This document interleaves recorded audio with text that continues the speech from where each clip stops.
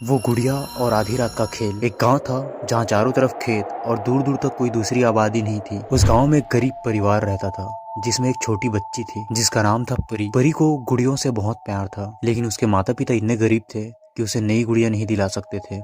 एक दिन परी अपनी माँ के साथ जंगल में लकड़ियाँ चुनने गई। चलते चलते उन्हें एक पुरानी धूल से सनी हुई गुड़िया मिली जो एक पेड़ की जड़ में फंसी हुई थी। गुड़िया का एक हाथ टूटा हुआ था, आंखें खाली थी और उसके कपड़े फटे हुए थे। पर परी उसे देखकर इतनी खुश हुई कि उसने अपनी माँ से उसे घर ले जाने की जिद की। माँ ने पहले तो मना किया क्योंकि गुड़िया बहुत डरावनी लग रही थी, पर परी के बार बार कहने पर मान गई। घर आकर परी ने उस गुड़िया को साफ किया, उसे नए कपड़े पहनाए और उसका नाम रूही रख दिया। रात में वह गुड़िया को अपने साथ सुलाती थी। शुरुआत में सब कुछ ठीक था, लेकिन कुछ दिनों बाद अजीब घटनाएं घटने लगी। रात में जब सब सो जाते, परी को अपने कमरे से हल्की फुसफुसाहट की आवाजें सुनाई देती थी। उसे लगता था कि कोई उसका नाम लेकर पुकार रहा है। एक रात परी की नींद खुली तो उसने देखा कि उसकी गुड़िया रूही बिस्तर पर बैठी हुई है, उसे घूर रही थी। परी को लगा यह सिर्फ उसका सपना है और वह दोबारा सो गई। अगली रात परी को फिर से वही फुसफुसाहट सुनाई दी। इस बार आवाजें पहले से ज्यादा साफ थी और उसे लगा कि कोई उसके कान में धीरे से कह रहा है, चलो खेलेंगे। परी ने हिम्मत करके आंखें खोली। उसने देखा कि रूही गुड़िया बिस्तर से उतरकर कमरे के कोने में खड़ी थी और उसकी खाली आंखें अंधेरे में चमक रही थी। परी के रोंगटे खड़े हो गए। उसने डर के मारे आंखें बंद कर ली और कंबल ओढ़ लिया। सुबह हुई तो परी ने अपने माता पिता को सब कुछ बताया, लेकिन उन्होंने इसे बच्ची का डर और बुरा सपना मानकर टाल दिया। पर परी जानती थी यह सिर्फ सपना नहीं था। अगली कुछ रातें और भयानक हो गई। आधी रात में रूही गुड़िया खुद ब खुद चलने लगती थी, कमरे में घूमती रहती थी और उसकी फुसफुसाहट अब हल्की हंसी में बदल गई थी। एक रात परी ने देखा रूही गुड़िया उसके बिस्तर के पास आकर खड़ी हो गई है। उसकी खाली आंखों से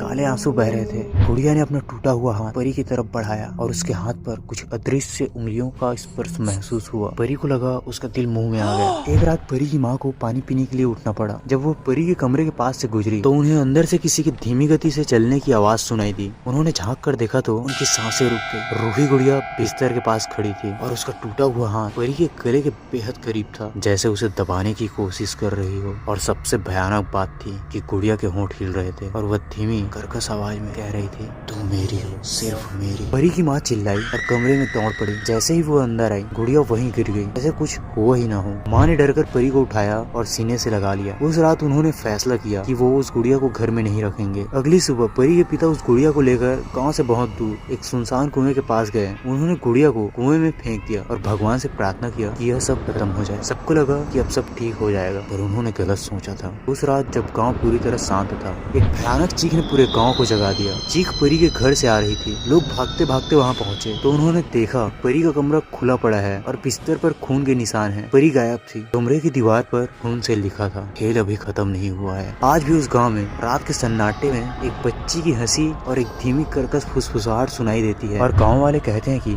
हर अमावस की रात वो रूही गुड़िया उस कुएं के अंदर से बाहर निकलती है और रात के सन्नाटे में गांव के अंदर घूमती रहती है एक नई दोस्त की तलाश में। अगर आपको सिर्फ ये 3 मिनट की कहानी सुनकर एक बार के लिए भी डर महसूस हुआ हो तो सोचिए आगे क्या होगा। ऐसी और भी हकीकतें हैं जो अब तक आपसे छुपाई गई है, लेकिन हम वो सब लेकर आएंगे सिर्फ आपके लिए। बस एक बटन दबाइए सब्सक्राइब वाला। सब्सक्राइब जरूर करना, क्योंकि अगली कहानी शायद तुम्हारे बारे में हो।